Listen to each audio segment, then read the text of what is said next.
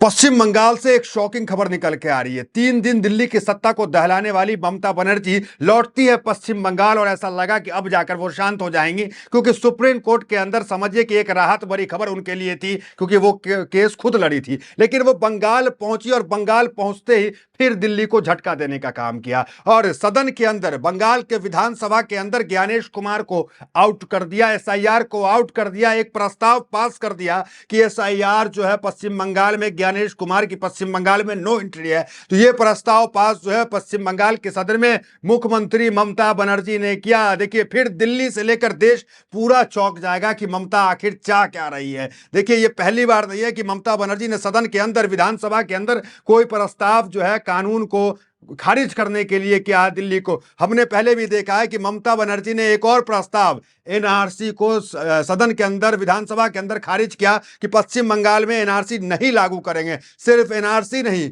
मोदी सरकार के आधा दर्जन स्कीम को, कानून को बंगाल के अंदर ममता बनर्जी ने लागू नहीं किया, जिसके अंदर स्मार्ट सिटी भी है, कई योजना है नरेंद्र मोदी की जो पश्चिम बंगाल में आज की डेट में लागू नहीं है। सिर्फ ये तमाम योजना ही नहीं, वक्फ बिल जिससे पूरा मुसलमान समुदाय परेशान था, उस वक्फ बिल की जो है वो भी सदन के अंदर जो है, विधानसभा के अंदर पास किया गया कि वक्फ बिल भी पास नहीं होगा, एनआरसी भी पास नहीं होगा, यहां लागू नहीं किया जाएगा पश्चिम बंगाल में। और उसके बाद एक खबर और निकल के आती है कि ज्ञानेश कुमार की भी नो एंट्री लग गई, एसआईआर की भी नो एंट्री पश्चिम बंगाल में लगने का काम हुआ। देखिए, हेडलाइंस आपको दिखाते हैं क्या खबर चल रहा है, जरा वो देख लीजिए क्या कुछ है। एसआईआर के खिलाफ ममता सरकार का नया दाव, विधानसभा में लेकर आई प्रस्ताव। देखिए, पश्चिम बंगाल सरकार ने मतदाता सूची के विशेष गहन पुनरीक्षण से लोगों को हो रही कथित कठिनाई पर विधानसभा में प्रस्ताव पेश किया। संसदीय कार्य मंत्री शोभानंद चट्टोपाध्याय ने एसआईआर प्रक्रिया से मतदाताओं को परेशान करने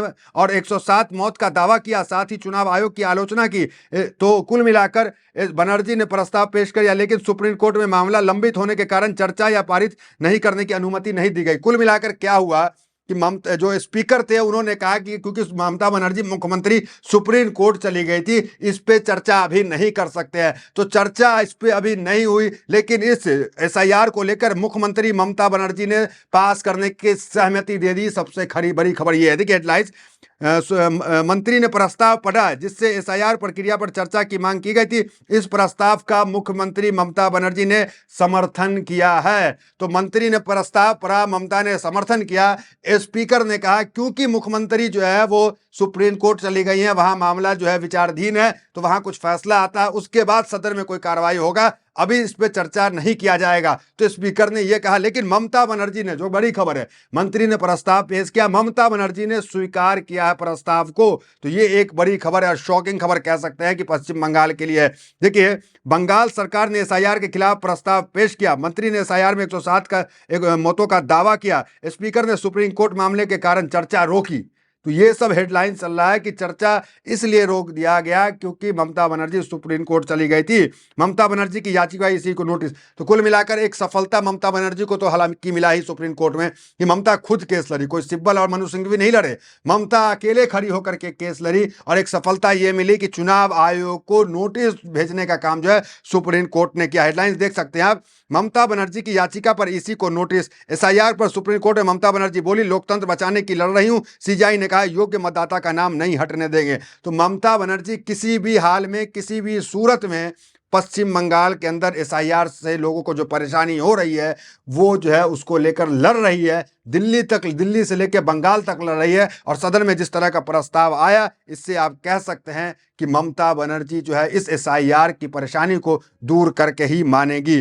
कुल मिलाकर अब हेडलाइंस देखिए आप, ये पहली बार नहीं है कि ज्ञानेश कुमार के खिलाफ जो है वो सिर्फ बंगाल में नहीं, ज्ञानेश कुमार के खिलाफ दिल्ली, पूरा केंद्र, पूरा विपक्ष जो है, हर राज्य का विपक्ष जो है वो एकजुट हो गया ममता बनर्जी के एक इशारे पे। ममता ने आखिर क्या इशारा किया कि ज्ञानेश कुमार की नौकरी खतरे में पड़ गई। एक तो सदन में उन्होंने अपने पश्चिम बंगाल में पेश किया, चर्चा अभी नहीं की, लेकिन पेश किया, मंजूरी दे दी कि यहां एसआईआर लागू नहीं होगा, ज्ञानेश कुमार की बंगाल में नो एंट्री।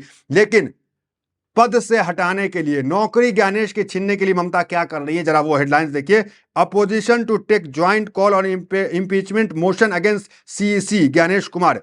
तो जो अपोजिशन है वो तैयारी कर रहा है ज्ञानेश कुमार को पद से हटाने के लिए, महाअभियोग चलाने के लिए। तो महाअभियोग जो है वो चल सकता है ज्ञानेश कुमार पे। ऑपोजिशन ये तैयारी कर रहा है और सबसे पहले ऑपोजिशन में ममता बनर्जी ने महाभियोग की चर्चा की थी। देखिए महाभियोग क्या होता है, जब किसी हाईकोर्ट के जज को, सुप्रीम कोर्ट के जज को, राष्ट्रपति को या कोई मुख्य आयुक्त को हटाना होता है, खासकर चुनाव आयुक्त, उनको हटाना होता है, तो महाभियोग एक प्रक्रिया है जिसके तहत उसे हटाया जाता है। महाभियोग की प्रक्रिया में क्या क्या होता है ये आगे बताएंगे, उससे पहले हेडलाइंस देखिए।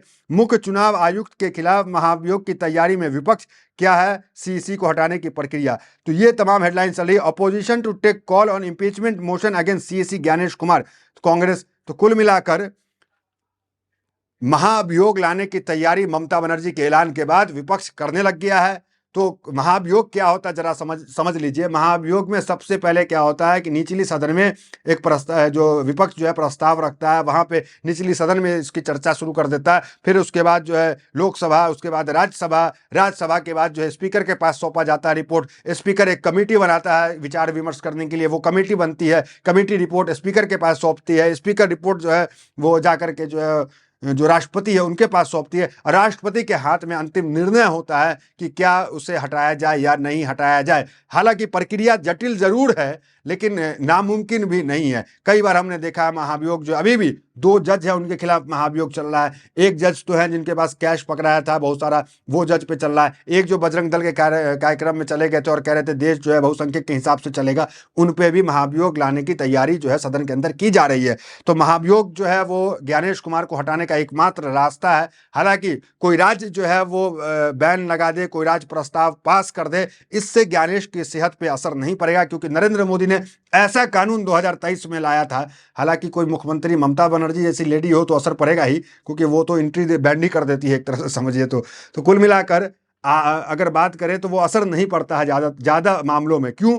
क्योंकि 2023 में ऐसा कानून ज्ञानेश कुमार को जो है इम्यूनिटी देने का काम करता है, ऐसा मजबूत बनाने का काम करता है कि कोई राज्य की सरकार ज्ञानेश कुमार को टच नहीं कर सकती है। मोदी सरकार ने ऐसा कानून बनाया जिससे राहुल गांधी भी काफी परेशान है, काफी नाराज थे और काफी विरोध उन्होंने किया था। देखिए क्या कहते हैं राहुल गांधी, चुनाव आयोग जैसे देश की संस्थाओं पर कब्जा कर लिया गया है। मैं यह बिना सबूत के नहीं कह रहा हूं, मैंने इस बारे में काफी सबूत पेश किए हैं कि चुनाव आयोग कैसे सत्ता में बैठे लोगों के साथ मिलकर चुनाव को कैसे प्रभावित कर रहा है। तो लगातार विपक्ष का तो ये कहना था कि चुनाव को प्रभावित किया जा रहा है, लेकिन जो लड़ाई जो SIR के खिलाफ, जो अपने राज्य को बचाने के लिए ममता बनर्जी ने लड़ा, विपक्ष का कोई नेता ऐसी लड़ाई नहीं लड़ रहा है। तो फिलहाल इस वीडियो में इतना ही, मिलता है अगले वीडियोस में। बने मेरे साथ, बहुत बहुत धन्यवाद। ऐसा इलेक्शन कमीशन को नहीं देखा जिन्होंने इतना एरोगेंट है, ग्रेट लायर है। हम उनको कहा था कि आपको कुर्सी को हम रेस्पेक्ट करते हैं। कभी ऐसा कोई पार्टी के लिए पैलोट नहीं बना है, कोई तोता पाखी नहीं बनाई, कोई हिज मास्टर वॉइस नहीं बनाया। मैंने बोला आपका हाल भी धनकर का माफिक होगा। आप बीजेपी का वॉइस से काम कर रहे हैं, आप इंक्लूशन नहीं कर रहे, आप डिलीशन कर रहे हैं। आपका पास बीजेपी का पावर है, हमारा पास जनता का पावर है। तो हम उसको बॉयकॉट करके चले आए। हम लोगों को अपमान किया है, असम्मान किया है, ह्यूमिलिएट किया है। I have not seen this type of election commission. He is very arrogant.